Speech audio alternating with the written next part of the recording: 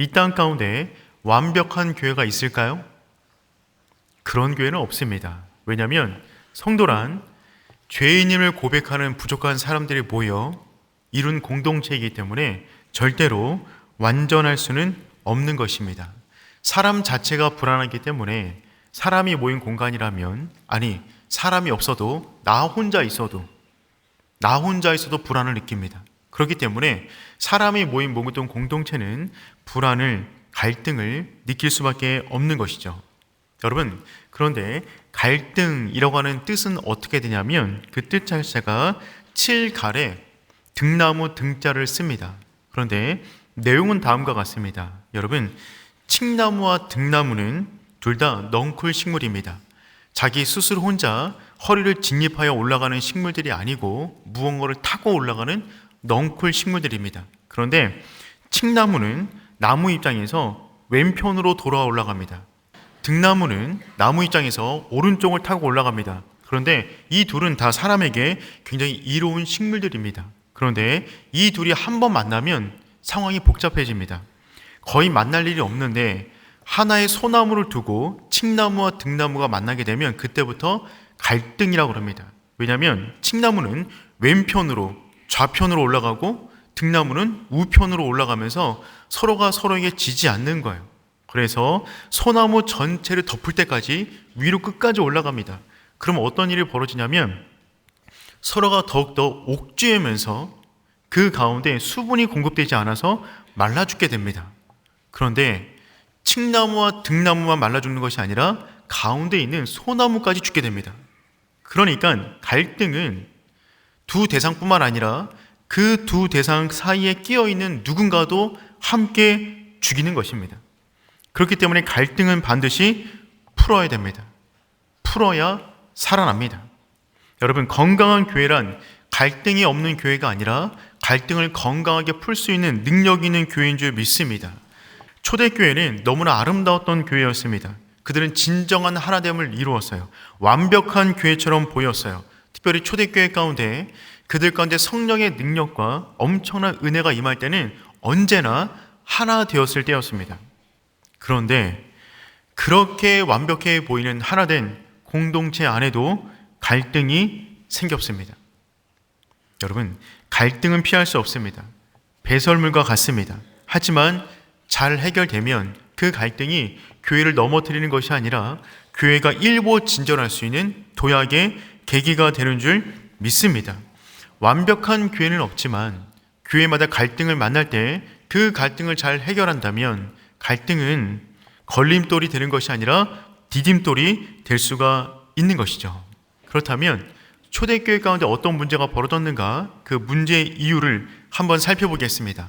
1절 말씀 함께 읽어봅니다. 시작. 더 많아졌는데 헬라파 유대인들이 자기의 과부들이 매일 구제에 빠짐으로 히브리파 사람들을 원망하니, 여러분, 구제에서 원망의 마음이 올라왔어요. 그런데 초대교회는 그 어떤 공동체보다 구제를 정말 잘하는 곳이었습니다. 세상이 감당할 수 없는 방법으로 구제하기 시작했어요. 자신의 집과 밭을 팔아서 사람들을 도왔던 공동체. 그래서 그 공동체 안에는 가난한 자가 없었다. 누구도 자기 것을 자기 것이라 주장하는 사람이 없었던 공동체가 초대교회였는데 그 강점으로 여겼던 구제라는 영역 속에 원망이 싹트기 시작한 것입니다. 사탄이 우리의 마음을 혼란스럽게 만들 때 우리의 약점을 건들기도 하지만 우리의 강점을 만지작거립니다. 여러분, 원망의 내용은 다음과 같은 것이었어요. 이들 가운데 어떤 원망이 있었냐면 초대교회 안에 짧은 시간에 큰 부흥을 이루었습니다. 그런데 많은 사람이 모이다 보니까 그 안에 파가 생겼어요. 벌써 불안하잖아요. 그래서 헬라파와 히브리파가 생겼습니다. 여러분, 교회 안에는 어떤 파도 있어서는 안 됩니다. 파는 찌개 안에만 있어야 돼요. 절대로 우리 가운데 어떤 파도 있어서는 안 되는 거죠. 그런데 이 헬라파 유대인과 히브리파 유대인은 같은 히브리 말을 쓰기 때문에 소통에는 큰 문제가 없습니다. 하지만 살아간 배경이 달라요. 같은 영어를 써도 영국권에 있는 사람들과 미국권에 있는 사람들이 다를 수 있잖아요. 어떤 차이가 있는 겁니다. 쉽게 생각하면 외국에 있는 교회 가운데 부모 세대와 그 자녀 세대인 2세대들이 함께 모여드리 예배드리는 교회를 생각하시면 좋습니다. 그런데 지금 헬라파 유대인들이 밖에 있다가 오순절을 맞이해서 그거를 지키기 위해서 예루살렘으로 온 것입니다. 디아스포라들이.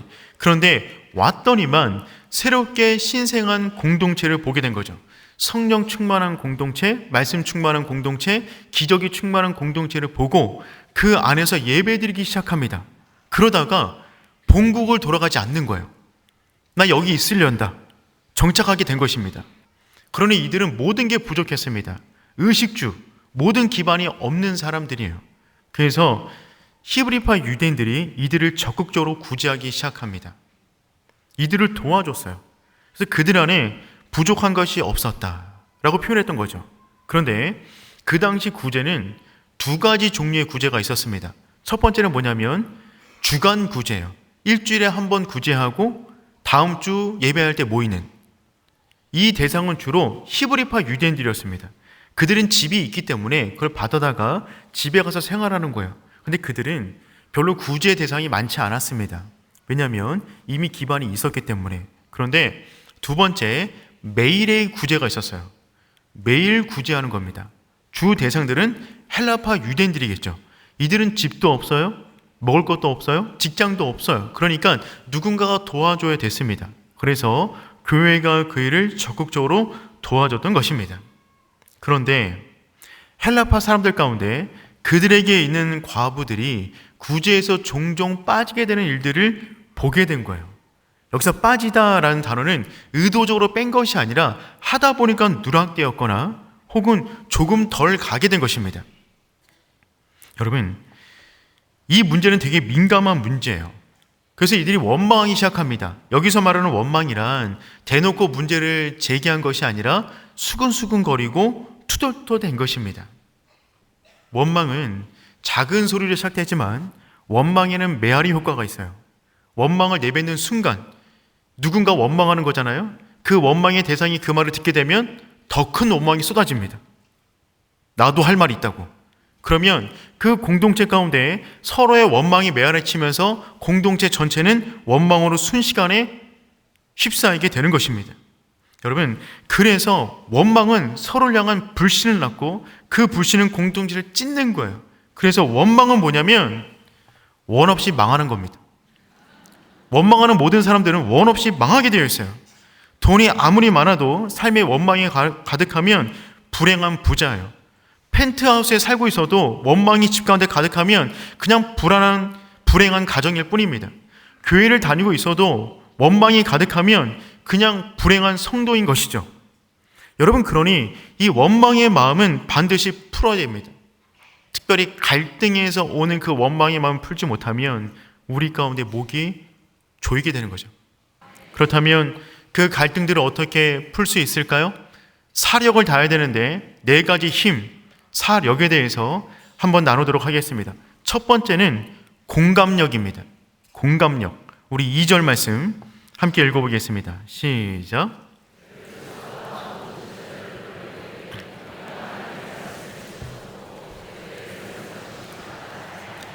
아멘. 사도들은 헬라파 유대인들의 수근거리는 원망의 소리를 무시하지 않았어요.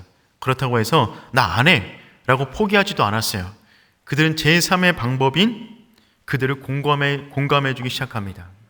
여러분, 모든 문제를 해결하는 첫 번째 출발은 공감의 마음에서 시작됩니다. 사실 대부분의 문제는요, 문제 자체가 해결되지 않아도 공감해 주는 것만으로도 어느 정도 해결이 됩니다. 그래서 공감이라는 뜻의 영어는 엠파시잖아요. 이것은 안에서 느끼다라는 의미입니다. 공감은 안에서 느끼는 거예요. 그 사람의 심령 안에서 그 사람의 마음을 느껴 그 사람의 마음을 내가 느끼는 그 상태, 그게 공감이고 그 힘이 있는 사람이 공감력이 탁월한 사람입니다. 사도들은 12 사도들은 제자들을 불러 모았어요. 당시 교회에는 조직이 사도와 제자밖에 없었습니다. 그러니까 어떤 의미냐면 전부를 다 불러 모은 거예요. 그러니까 사도들은 이 원망의 문제를 가볍게 취급하지 않았습니다. 굉장히 심각하게 취급했어요.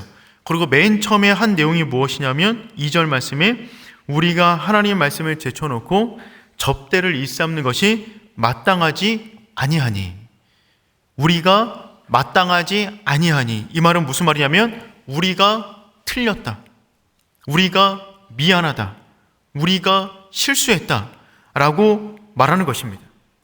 사도들은 지금 그들의 문제를 공감해 주고 있어요. 여러분, 공감의 언어 가운데 최상의 단위의 언어가 무엇이냐면 용서의 언어예요. 여러분, 용서, 잘못했습니다, 미안했습니다, 용서해 주십시오, 이 한마디가 우리 안에 얽혀있는 모든 문제를 풀어놓는다고요. 사도들은 지금 용서를 구하고 있습니다. 여러분, 당시 사도들의 권위는 대단했어요. 그런데 히브리파, 헬라파 유대인들의 원망은 실은 그것을 나눠주고 있었던 사도들에 대한 원망이었거든요. 그러니까 어떻게 생각하면 사도들 입장에서는 자신들의 사도권에 대한 공격으로 생각할 수도 있습니다. 하지만 사도들은 전부 다 모아놓고 공개적으로 공감의 언어, 용서를 구하고 있어요. 여러분, 이거는요, 놀랍다 못해 위대한 일입니다. 모든 원망을, 그 원망이 얼마나 크든지 간에, 그 원망의 메아리가 얼마나 우렁차든지 간에 그 원망을 단번에 잠재우는 언어가 뭐냐면 용서의 말 한마디예요. 사단이 아무리 우리 마음 가운데 원망의 마음을 일어나게 부추겨도 우리가 용서의 그 말 한마디를 내뱉을 수 있다면 그 순간에 원망은 무기력하게 됩니다. 우리들의 입술 가운데 용서의 언어가 가득하기를 축복합니다. 한번 연습해 볼까요? 죄송합니다, 용서해 주세요, 해드리겠습니다. 여러분, 용서의 언어가 가득할 때 우리 안에 모든 얽힌 것은 풀어지게 됩니다. 이 한마디가 우리 인생의 기적을 불러일으키는 것이죠. 여러분, 지금 교회 공동체가 커지다 보니까 사도들이 일이 굉장히 많아졌어요. 그러다 보니까 이들이, 원래 사도는 말씀을 전해야 되는 사람들인데 어느 순간에 접대하는 일에 너무 많이 개입하게 된 것입니다. 이 접대하다는 것은 어떤 의미냐면 썰브 테이블이라고, 이 테이블을 까는 거예요. 그러니까 당시 매일처럼 구제하기 위해서 사람들이 몰려오니까 이 테이블을 깔고 접고 음식을 차리는 일을 사도들이 주도적으로 해 나갔습니다. 왜냐면 그때면 조직이 없었기 때문에. 그런데 남자만 8,000명 이상의 사람들이니까 하루 종일 테이블 깔고 접다가 시간이 다 가는 거예요. 그러다 보니까 그 공동체 가운데 문제가 벌어졌다는 것입니다. 그래서 사도들은 지금 말하고 있죠. 우리가 말씀을 제쳐놓고 접대하는 것이 옳지 못하다. 이 말은 지금 무슨 말이냐면 우리가 말씀에 집중하지 못했다, 말씀 앞에 머무르지 못했다. 지금 그래서 그들은 용서를 구하고 있어요. 여러분, 우리 가운데 그 용서의 언어, 공감력이 탁월한 저와 여러분 되기를 축복합니다. 두 번째, 갈등을 푸는 힘은 무엇이냐면 위임력이에요. 위임력. 우리 3절 말씀 함께 읽어보겠습니다. 시작. 칭찬받는 사람 7을 택하라. 우리가 이 일을 그에게 맡기고. 아멘. 갈등을 해결할 두 번째 힘은 뭐냐면 위임력이에요. 누군가에게 무언가를 맡긴다는 것은 아무나 할 수 있는 것이 아닙니다. 힘이 있어야 돼요. 어떤 힘이냐면 위임력인데, 그건 무엇이냐면 그 사람을 진짜 믿는 거예요. 그 사람을 믿어야 무언가를 맡길 수가 있는 것입니다.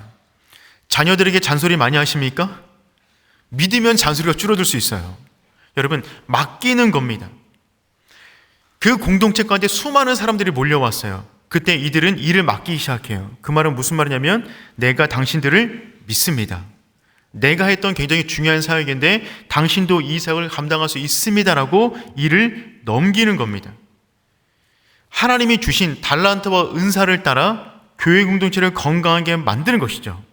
여러분, 목회자가 사역을 독점하고 일부 중직이 사역을 독점하는 교회는 건강한 교회가 될 수가 없습니다. 그 사람을 세울 때 사도들은 기준을 정확하게 제시했어요. 그 기준이 뭐냐면 첫 번째, 성령 충만한 사람, 두 번째, 지혜 충만한 사람, 세 번째, 칭찬받는 사람. 교회는 하나님의 전이기 때문에 하나님의 영이 충만한 사람이 그 사역을 감당하셔야 됩니다. 그래서 성령 충만한 사람이 모든 곳에서 사역들을 감당하게 되는 거죠. 두 번째, 근데 그 사람은 지혜도 충만해야 돼요. 성령만 충만하고 일을 진행하다 보면 일은 되는데 주변에 상처를 많이 받을 수 있습니다. 그래서 지혜가 필요해요. 세 번째, 칭찬받는 사람이어야 됩니다. 평판이 좋아야 돼요. 일도 잘해요. 성과도 좋아요. 그런데 평판이 안 좋아요. 그 사람과 다시는 하고 싶지 않아요. 그러면 안 되는 거죠. 그래서 칭찬받는 사람, 겸손한 사람, 함께하기를 좋아하는 사람이 교회의 일꾼으로 세워져야 된다는 것이죠. 우리 5절 말씀 한번 읽어볼까요? 시작. 기뻐하여 믿음과 성령에 충만한 스데반과 또 빌립과 보르고로와 니고노로와 디몬과 바메나와 유대에게 입게 했던 안디옥 사람 니골라를 택하여. 아멘. 7명의 일꾼을 뽑았어요. 그런데 이 사람들의 명단이 전부 다 어디파 사람들이냐면 헬라파 사람들이에요. 지금 이 교회를 처음 시작했던 사람들, 이 교회에 가장 많은 헌금을 내고 조직을 이루었던 사람들은 히브리파 유대인들입니다. 그런데 헬라파 유대인들 7명을 세웠어요. 여러분, 이건 정말 놀라운 일입니다. 자신들이 모든 것을 헌신했는데 새로 어떻게 보면 유입된 사람들을 위해서 모든 기득권을 내려놓은 것이죠. 사도들이 먼저 자신들의 기득권을 내려놓았어요. 그 다음에 히브리파 유대인들이 자신들의 모든 권리를 내려놓고 그들을 리더로 세워준 것입니다. 그들과 함께하기 위한 최적의 방법을 찾은 것이죠. 어떻게 보면 헬라파 유대인들이 자신들의 구제 문제를 제기했잖아요. 그렇기 때문에 히브리파 유대인들이 그러면 너희들 가운데 리더를 세워서 이 일을 감당해라 라고 했으니 더 이상 이 갈등은 사라지게 된 것입니다. 서로 공감해주고 서로의 일을 나눌 때 놀라운 일이 벌어지게 되었다는 것이죠. 근데 이 7명의 일꾼들의 명단을 보세요. 정말 대단합니다. 첫 번째가 스데반. 스데반은 누구예요? 예수님과 같은 순교의 영성이 있는 사람이었습니다. 다음 주부터는 스데반을 살펴볼 것입니다. 그 다음에 나오는 인물이 빌립이에요. 빌립은 누굽니까? 이 사람은 성령의 인도함을 따라 늘 전도하는 사람이었어요. 스데반이 끝나면 빌립 집사의 이야기를 살펴볼 것입니다. 그런데 이 7명 정말 잘 뽑은 거예요. 정말 탁월한 선택이었어요. 이런 7명의 일꾼과 함께하는 교회는 정말 행복한 교회겠죠. 그런데 제 마음에 더욱더 부러운 것은 무엇이냐면 이런 사람들을 세워준 히브리파 유대인들입니다. 이들의 그릇이 얼마나 큰지, 이들의 믿음이 얼마나 큰지, 얼마나 몸된 공동체를 바라보는지 그들의 헌신에 너무나 부러운 거죠. 여러분, 교회는, 공동체는 그러한 마음으로만 세워질 수가 있는 것입니다. 서로를 향한 더 개방적인, 더 수용력 있는, 더 공감해주는, 더 함께하는 그 마음이 교회를 교회되게 만드는 줄 믿습니다. 세 번째 힘은 무엇이냐면 집중력입니다. 우리 4절 말씀 함께 읽어볼게요. 시작. 말씀 사역에 힘쓰리라 하니. 아멘. 여러분, 세 번째 갈등을 푸는 힘은 무엇이냐면 집중력이에요. 사도들은 이제 7명의 일꾼을 세운 다음에 자신들은 어떤 부분에 집중할지를 말합니다. 우리는 오로지 기도하는 일과 말씀 사역에 힘쓰겠다. 이 4절 말씀 가운데 사도들이 말하는 기도와 말씀 전하는 사역, 이 단어를 원어로 보면 디아코니아입니다. 봉사라는 의미예요. 봉사. 그런데 1절에 나오던 구제, 그 구제라는 단어 역시 디아코니아입니다. 그러니까 누군가를 접대하고 봉사하는 그 일이나 말씀과 기도를 하는 그 사역이나 똑같은 디아코니아 봉사예요. 교회에서 우리가 몸된 공동체를 섬기는 데 있어서 어떤 사역이 더 중요하고 어떤 사역이 덜 중요하고 이런 사역이라는 것은 없습니다. 모든 사역이 전부 다 디아코니아입니다. 말씀을 전하는 사역이나 강단 위에 서는 사역이나 주차 봉사하는 일이나 청소하신 일이나 식당 봉사하신 일이나 순장님 하시는 모든 일, 모든 사역은 전부 다 디아코니아입니다. 각자의 은사와 부르심을 따라 하나님이 그 자리에 세우신 거예요. 각자는 그 자리 속에서 최선을 다해 집중하여 그 사역들을 감당해 나가는 것입니다. 네 번째 힘은 무엇이냐면 성령의 능력입니다. 여러분, 몸된 공동체를 건강하게 만드는 힘은 성령의 능력입니다. 모든 원망, 갈등을 풀 수 있는 힘은 우리에게는 없습니다. 오직 성령의 능력이 임해야 모든 갈등은 풀어지는 줄 믿습니다. 여러분, 그래서 7명의 직분자를 세운 다음에 사도들은 그들을 위해서 안수하고 기도합니다. 우리 6절 말씀 한번 읽어볼까요? 시작. 사도들이 기뻐하고 그들에게 안수하니라. 아멘. 선출된 사람들을 위해서 기도하고 안수해 주었어요. 성령의 기름 부음을 구한 것입니다. 하나님, 이들을 사용하여 주시옵소서. 성령 충만하게 하여 주시옵소서. 모든 갈등은 성령 충만해야 풀어줄 수 있는 거예요. 개인의 문제도 마찬가지입니다. 가정의 문제도 마찬가지입니다. 교회의 문제도 마찬가지입니다. 성령 충만하지 않으면 갈등할 사람이 없음에도 불구하고 자기 자신과 갈등해요. 자기 안에서 꼬이는 거예요. 자기가 싫은 거예요. 자기가 힘겨운 거예요. 자기와 씨름합니다. 성령의 능력을 구하시길 축복합니다. 성령의 능력이 임하여 모든 갈등이 풀어지기 때문에 그렇죠. 특별히 교회 공동체는 하나님께서 부족한 사람들에게 교회를 맡기셨어요. 여러분, 누군가 세울 것 같으면 천사를 보내시면 되잖아요. 우리보다 낫지 않겠습니까? 그런데 부족한 사람에게 교회를 맡기셨습니다. 왜요? 부족하기 때문에 모든 사람이, 너나 할 것 없이 모든 사람이 성령의 충만을 구하라고, 그분의 뜻을 구해야 교회가 한 꼭지점으로 올라갈 수 있다. 그래서 하나님께서는 부족한 사람들에게 교회를 맡기시는 것입니다. 성령 하나님 그분 자체가 성부, 성자, 성령 온전한 공동체 안에서 하나됨을 이루셨어요. 그래서 성령 충만한 모든 사람들은 공동체와 함께하게 되어 있습니다. 갈등을 풀어가게 되어 있습니다. 그러니 여러분, 우리의 모든 인생 가운데 묶여있는 모든 갈등은 성령으로만 풀어지는 줄 믿습니다.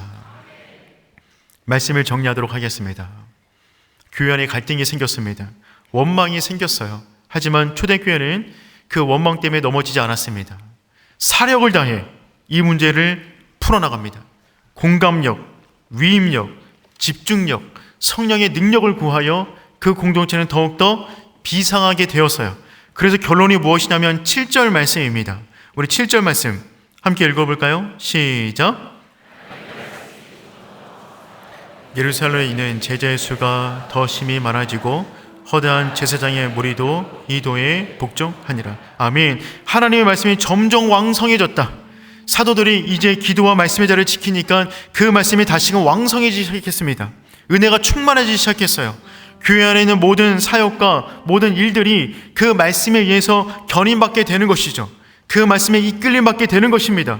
그 위에 서로를 향한 공감력, 주어진 사역에 대한 집중력, 그 모든 것에 성령의 능력이 임하자 그 다음에 어떤 일이 벌어지냐면 제사장의 무리도 이도에 복종하니라.